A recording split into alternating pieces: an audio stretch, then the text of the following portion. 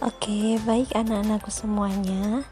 Hari ini kita belajar tentang Nabi Muhammad panutanku. Nah, di sini kita belajar sikap yang dimiliki oleh Rasulullah.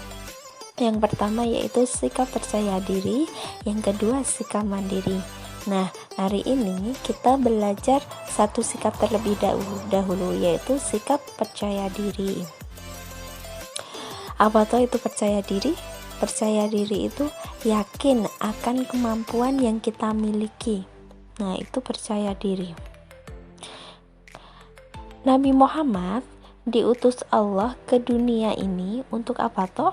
Untuk menyempurnakan akhlak manusia.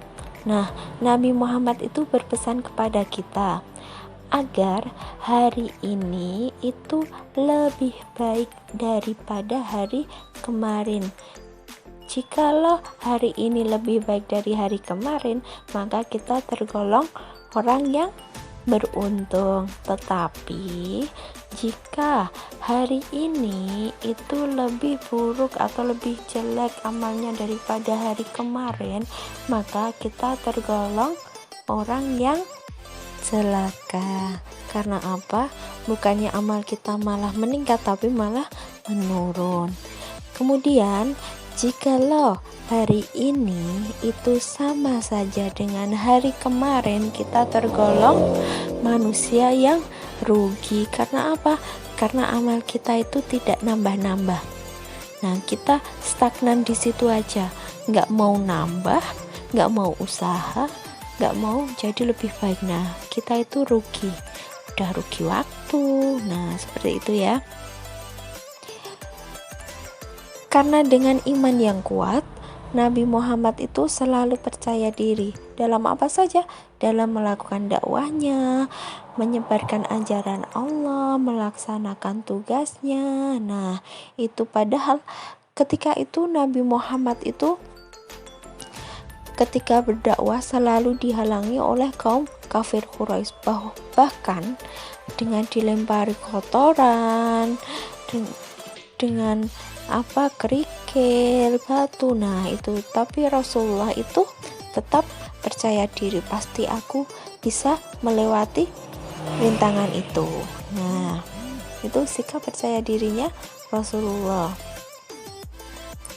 Kemudian, orang yang percaya diri itu selalu menghargai kemampuan diri sendiri. Oh iya, aku bisa. Oh, aku kan bisa gambar. Oh, pasti aku besok bisa menggambar yang lebih baik, lebih bagus. Nah, itu orang yang percaya diri. Tapi kalau orang yang tidak percaya diri, oh, aku bisa gambar, alah, dia masih lebih baik dariku. Nah, udah nggak mau belajar lagi. Nah, itu orang yang tidak percaya diri dengan kemampuannya, padahal dia itu bisa lebih baik dari gambarannya yang sekarang kalau dia itu belajar. Kemudian, orang yang percaya diri itu selalu memegang teguh pada pendirian dan tidak ragu-ragu. Contohnya, ketika ingin menyeberangi sungai dengan seutas tali, orang yang percaya diri pasti, aku pasti bisa menyeberangi sungai itu karena aku kuat, aku tidak takut dengan ketinggian. Dan hasilnya, orang itu bisa melakukan tanpa ragu-ragu. Nah, tetapi jika seorang yang ragu-ragu dengan kemampuannya, kok sungai ini airnya deras ya, kok medeni, kok dur banget. Nah, maka ketika orang itu melakukannya, ingin akan menyeberangi sungai, dia dengan ragu-ragu, bisa jadi dia malah tercebur ke sungai karena tidak yakin dengan keyakinannya bahwa dia pasti bisa menyeberangi sungai itu. Seperti itu. Nah, contoh yang gampang lagi, ada tugas. Nah, disuruh maju satu-satu untuk membacakan di depan kelas. Ketika siswa yang percaya diri, pasti dia akan langsung, saya bu, saya pak, saya maju duluan. Nah, dia akan maju karena apa? Dia yakin, pasti kerjaanku ini benar, aku bisa menyampaikan di depan kelas. Tetapi kalau siswa yang tidak percaya diri, aku kari wae, alah men gasek wae, tak ndeloki engko garapanku bener ora ya. Nah itu anak yang tidak percaya diri seperti itu. Baik, contoh yang ibu berikan tadi adalah contoh sikap percaya diri. Nah, di dalam Islam telah diajarkan, telah ditunjukkan beberapa cara agar kita bisa percaya diri. Yang pertama yaitu bertawakal kepada Allah. Tawakal itu menyerahkan pekerjaan kita, menyerahkan segala sesuatu itu kepada Allah. Nah, tetapi jangan lupa tidak hanya menyerahkan saja, juga butuh usaha dan doa.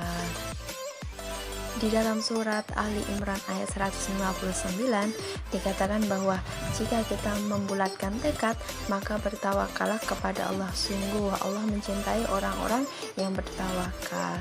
Fa idza azamta fatawakkal 'ala Allah, innallaha yuhibbul mutawakkilin. Nah, itu dalam surat Ali Imran ayat 59 sudah dijelaskan bahwasanya barang siapa yang membulatkan tekad maka bertawakallah kepada Allah. Allah itu mencintai orang-orang yang bertawakal. Nah, jika kita bertawakal, maka Allah akan menolong kita, akan lebih sempurna bila mana setiap kali kita hendak mengerjakan sesuatu, sebaiknya kita berdoa terlebih dahulu, lalu bertawakal dan berusaha melakukan hal tersebut. Yang kedua yaitu jangan ragu-ragu.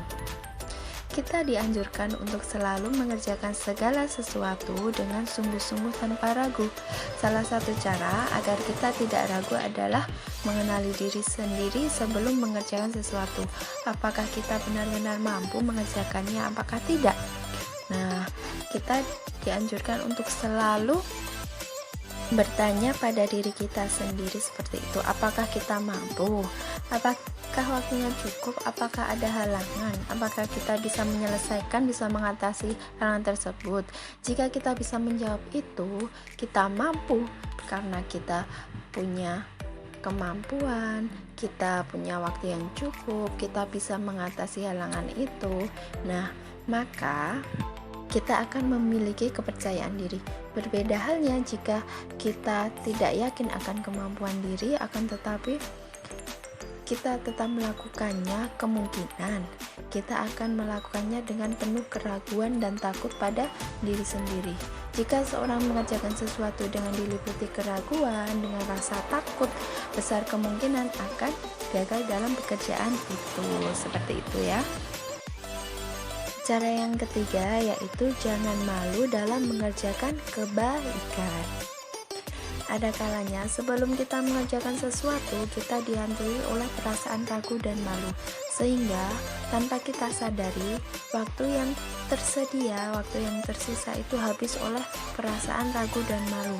Bukannya kita harus melakukan sesuatu, tetapi kita malah banyak berpikir dilakukan nggak ya. Nah, pada akhirnya tidak jadi dilakukan karena kehabisan waktu. Kita sebagai hamba Allah yang bertawakal, kita harus menjauhi sifat malu dan ragu. Nah, jika dalam hati kita ingin melakukan sesuatu yang salah dan keliru, kita perlu malu untuk memilih tidak mengerjakannya. Tetapi kalau untuk mengerjakan kebaikan, kita justru tidak boleh malu. Contoh saja, kita mau membantu seseorang yang sedang susah. Nah, itu tidak boleh malu. Mau melewati jalan yang sudah benar juga tidak boleh malu. Namun, misalnya seseorang diajak melakukan berbuat yang merugikan. Contohnya, berbohong, mencontek.